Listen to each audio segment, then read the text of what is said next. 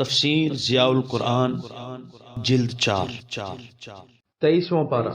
بسم اللہ الرحمن الرحیم۔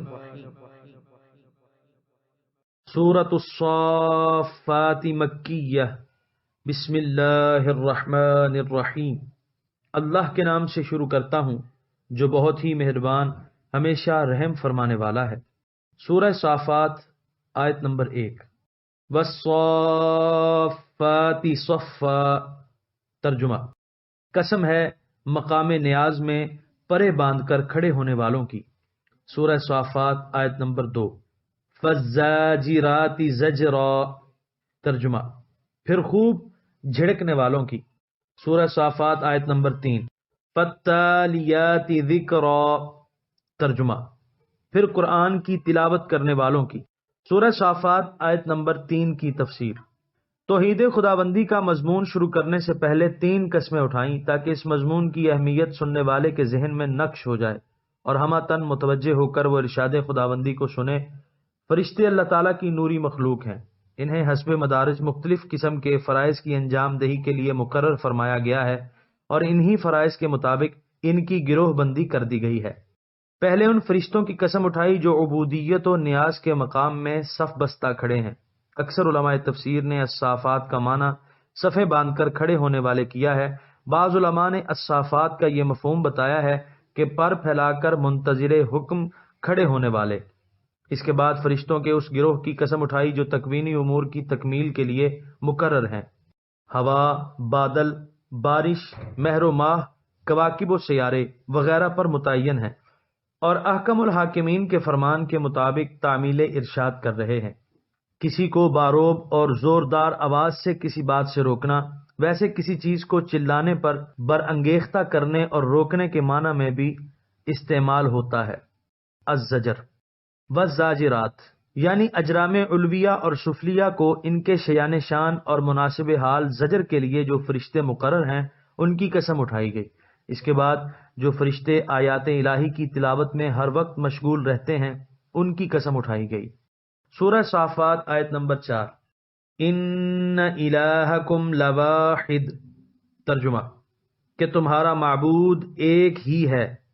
سورہ صافات آیت نمبر 4 کی تفسیر۔ فرشتوں کے ان 3 مقدس گروہوں کی قسمیں اٹھانے کے بعد بتایا کہ تمہارا خدا وحدہ لا شریک لہ ہے۔ سورہ صافات آیت نمبر 5۔ رب السماوات والارض وما بینہما ورب المشارق۔ ترجمہ: جو مالک ہے آسمانوں اور زمین کا اور جو کچھ ان کے درمیان ہے، اور مالک ہے مشرقوں کا۔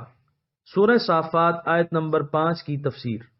یہ دلائل توحید بھی ہیں اور صفات خداوندی بھی، یعنی وہی ہستی جو ان صفات جلیلہ سے متصف ہے وہی خدا ہو سکتی ہے، اور چونکہ یہ صفات صرف اللہ تعالیٰ میں ہی پائی جاتی ہیں اس لیے وہی معبود برحق ہے۔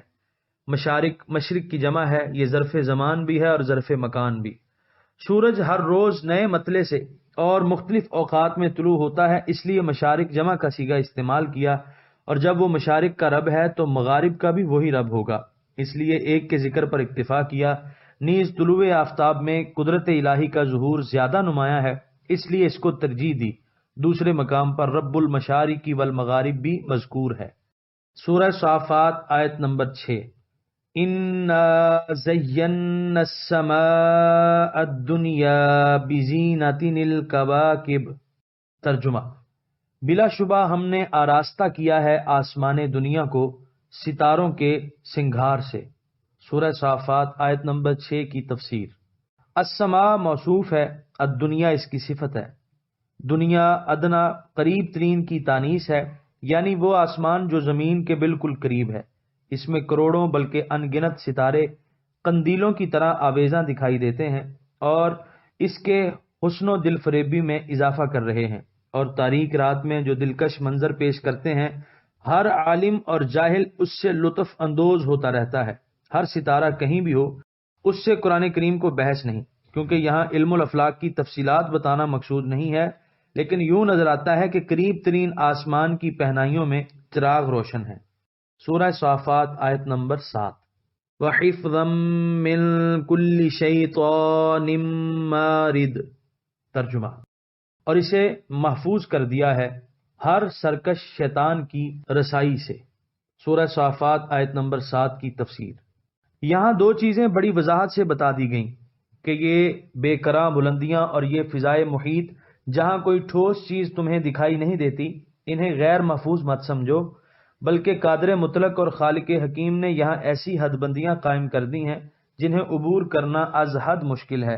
یہ حد بندیاں بظاہر نظر نہیں آتی، لیکن ان حد بندیوں کو توڑنے کی جب کوئی کوشش کرتا ہے اسے ہی ان کی پختگی اور مضبوطی کا احساس ہوتا ہے۔ خلا کی تسخیر کے لیے جو تجربات کیے گئے ہیں یا کیے جا رہے ہیں، ان سے معلوم ہو سکتا ہے کہ مولا کریم نے کس طرح اپنی کائنات کو ایک محکم نظام کے مطابق پیدا کیا ہے، کس طرح درجہ بندی فرمائی ہے اور حدود کا تعین کیوں کر کیا ہے۔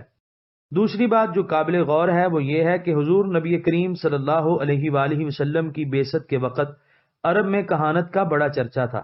ہر جگہ اس قسم کے لوگ کثرت سے مل جاتے تھے جو غیب دانی کا دعویٰ کرتے تھے، یہ ان کا پیشہ تھا۔ اس سے انہیں بے انداز آمدنی ہوا کرتی تھی۔ کسی کی کوئی چیز گم ہو گئی، کسی کا کوئی عزیز بیمار ہو گیا، کسی نے نئے کاروبار کا پروگرام بنایا، کوئی لمبے سفر کے لیے تیار ہوا، ان تمام مواقع پر وہ توہم پرست لوگ ان جھوٹے غیب دانوں سے فائدہ اٹھانے کے لیے ان کے پاس پہنچ جاتے۔ یہ پیشہ ور کاہن بڑے شاطر قسم کے لوگ ہوتے تھے، ایسی دو رخی باتیں کرتے کہ پوچھنے والا مطمئن ہو کر چلا جاتا۔ ان کاہنوں کے متعلق اہل عرب کا یہ عقیدہ تھا کہ کوئی جن ان کے ماتحت ہے اور وہ اسے غیب کی خبریں آ کر بتاتا ہے۔ جب حضور رحمت عالم صلی اللہ علیہ وآلہ وسلم نے نبوت کا اعلان فرمایا اور لوگوں کو بتایا کہ آسمان سے ایک فرشتہ وحی لے کر میرے پاس آتا ہے، تو اہل عرب نے حضور کو بھی ایک کاہن خیال کیا اور وحی کو ان کاہنوں کے اقوال پر قیاس کیا اور یہ سمجھنے لگے کہ ان کے پاس بھی کوئی جن آتا ہے اور انہیں یہ باتیں آ کر سکھاتا ہے۔ ان آیات میں ان کے اس گمان باطل کی تردید کر دی کہ جس دن سے حضور سرور عالم صلی اللہ علیہ وآلہ وسلم منصب نبوت پر فائز کیے گئے ہیں، اس دن سے آسمانوں کے پہرے سخت کر دیے گئے اور اب کسی شیطان کی مجال ہی نہیں کہ عالم بالا میں انتظامات عالم کے متعلق جو فیصلے ہو رہے ہیں ان پر آگاہ ہونے کی جرت کر سکے اور وہاں کے راز یہاں افشا کر سکے۔ پہلے تو کسی جن یا شیطان کا ایسا کرنے کی ہمت نہیں ہوتی، اور اگر کوئی اپنی شریر طبع کے باعث ایسا کرتا ہے تو شہاب ثاقب سے اس کی تواضع کی جاتی ہے جو اسے جلا کر راکھ کر دیتا ہے۔ اس لیے اب نہ کہانت رہی اور نہ کاہن۔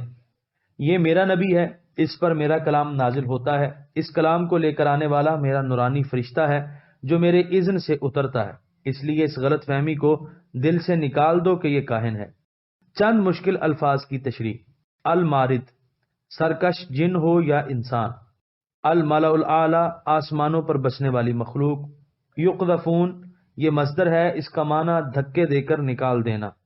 واسبن، ہمیشہ رہنے والا۔ شہاب ثاقب، اس کے متعلق تفصیلی بحث ضیاء القرآن جلد دوم سورۃ الحجر آیت نمبر 18 کے حاشیے میں ملاحظہ فرمائیں۔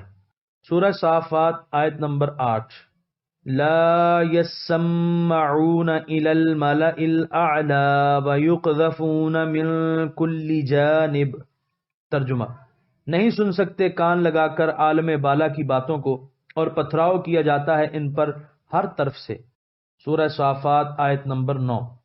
دحورا ولہم عذاب واصب۔ ترجمہ، ان کو بھگانے کے لیے اور ان کے لیے دائمی عذاب ہے۔ سورہ صافات آیت نمبر 10۔ الا من خطف الخطفة فاتبعه شهاب ثاقب۔ ترجمہ، مگر جو شیطان کچھ جھپٹ لینا چاہتا ہے تو تعاقب کرتا ہے اس کا تیز شعلہ۔ سورہ صافات آیت نمبر 11۔ فاستفتهم اہم اشد خلقا ام من خلقنا انا خلقناہم من طین لازب۔ ترجمہ، پس آپ ان سے پوچھئے آیا وہ زیادہ مضبوط ہیں خلقت کے اعتبار سے یا دوسری چیزیں جنہیں ہم نے پیدا فرمایا ہے؟ بے شک ہم نے پیدا کیا ہے انہیں لیس دار کیچڑ سے۔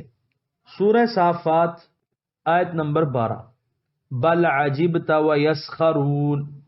ترجمہ، آپ تو اظہار تعجب کرتے ہیں قدرت کے کرشمے دیکھ کر اور وہ تمسخر اڑاتے ہیں۔ سورہ صافات آیت نمبر 13۔ وَإِذَا ذُكِّرُوا لَا يَذْكُرُونَ۔ ترجمہ، اور جب انہیں نصیحت کی جاتی ہے تو وہ نصیحت قبول نہیں کرتے۔ سورہ صافات آیت نمبر 14۔ وَإِذَا رَأَوْا آیَةً يَسْتَسْخِرُونَ۔ ترجمہ، اور جب کوئی معجزہ دیکھتے ہیں تو مذاق کرنے لگتے ہیں۔ سورہ صافات آیت نمبر 15۔ وَقَالُوا إِنْ هَذَا إِلَّا سِحْرٌ مُبِينٌ۔ ترجمہ، اور کہتے ہیں نہیں ہے یہ مگر کھلا جادو۔ سورہ صافات آیت نمبر 16۔ أَإِذَا مِتْنَا وَكُنَّا تُرَابًا وَعِظَامًا أَإِنَّا لَمَبْعُوثُونَ۔ ترجمہ، کیا جب ہم مر جائیں گے اور مر کر مٹی اور ہڈیاں ہو جائیں گے تو کیا ہم زندہ کر کے اٹھائے جائیں گے؟ سورہ صافات آیت نمبر 17۔ أَوَآبَاؤُنَا الْأَوَّلُونَ۔ ترجمہ، اور کیا ہمارے اگلے باپ دادا بھی؟ سورہ صافات آیت نمبر 11 تا 17 کی تفسیر۔ ان آیات میں مشرکین کے غیر معقول رویے کا بیان ہو رہا ہے۔ وہ آخرت کی زندگی کا انکار کر رہے ہیں۔ آپ ان سے پوچھئے کہ آسمانوں، کروڑوں ستاروں، سورج اور چاند اور فلک بوس پہاڑوں کو بنانا ہمارے لیے مشکل ہے یا تمہیں دوبارہ زندہ کرنا جنہیں ہم نے لیس دار کیچڑ سے پیدا کیا ہے؟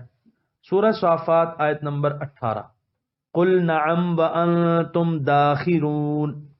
ترجمہ، فرمائیے ہاں ضرور، اس حال میں کہ تم ذلیل و خوار ہوگے۔ سورہ صافات آیت نمبر 18 کی تفسیر۔ آپ فرمائیے تم تو اس کو محال سمجھ رہے ہو، لیکن میں کہتا ہوں کہ میرے رب کا فرمان سچا ہے، وہ ضرور تمہیں اور تمہارے گزرے ہوئے باپ دادا کو دوبارہ زندہ فرمائے گا اور تمہیں اس روز اس کفر و انکار کے باعث ذلیل و خوار کر کے اٹھایا جائے گا۔ تمہارے سر جھکے ہوں گے، مارے خوف کے چہرے زرد، ہونٹ خشک، آنکھیں بے نور ہوں گی، سینوں میں دل دہل رہے ہوں گے۔ سورہ صافات آیت نمبر 19۔ فَإِنَّمَا هِيَ زَجْرَةٌ وَاحِدَةٌ فَإِذَا هُمْ يَنظُرُونَ۔ ترجمہ، پس قیامت تو فقط ایک جھڑکی ہوگی، پس وہ اٹھ کر ادھر ادھر دیکھنے لگیں گے۔ سورہ صافات آیت نمبر 19 کی تفسیر۔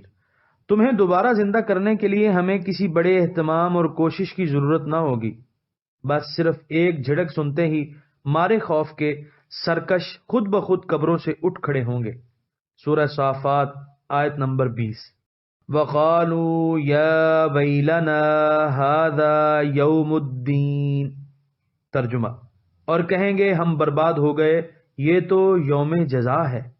سورہ صافات آیت نمبر 21۔ هَذَا يَوْمُ الْفَصْلِ الَّذِي كُنْتُمْ بِهِ تُكَذِّبُونَ۔ ترجمہ، ہاں ہاں یہی فیصلے کا دن ہے جس کی آمد کو تم جھٹلایا کرتے تھے۔ یہاں پر 23ویں پارے کا 5واں رکوع مکمل ہوا۔